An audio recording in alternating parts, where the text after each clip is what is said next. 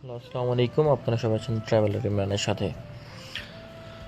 বর্তমানে আমরা যারা আছি, বর্তমান যুগের জেনারেশন জেড জি যাদের বলি আমরা, তাদের ম্যাক্সিমাম আশা হচ্ছে তারা দেশের বাইরে যেয়ে কিছু করবে। তবে হ্যাঁ, তাদের মধ্যে কিছু সংখ্যক আছে তারা দেশেও কিছু করতে চায়, কারণ সবাই যদি দেশের বাইরে চলে আসে তাহলে দেশের কী হবে। তো সেই প্রেক্ষিতে যারা দেশের বাইরে চলে আসতে চান তাদের জন্য প্রথম ইচ্ছা হচ্ছে তারা ইউরোপের কোথাও সেটেল হবে, ইউরোপে ঢুকবে।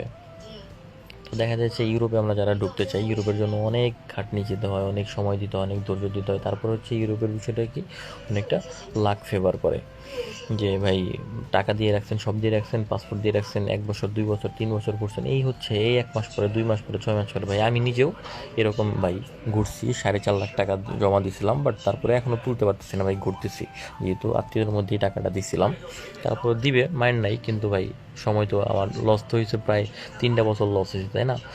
বাট তার থেকে ভালো আপনি সিঙ্গাপুর আসতে আসলে প্রচুর টাকা লাগে, কিন্তু সিঙ্গাপুরের ডলারের রেটও ভালো।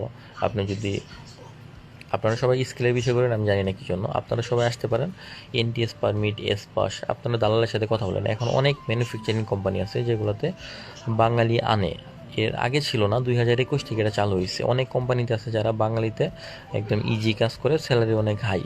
তো আপনারা সেটা ট্রাই করতে পারেন, সিঙ্গাপুর চলে আসতে পারেন।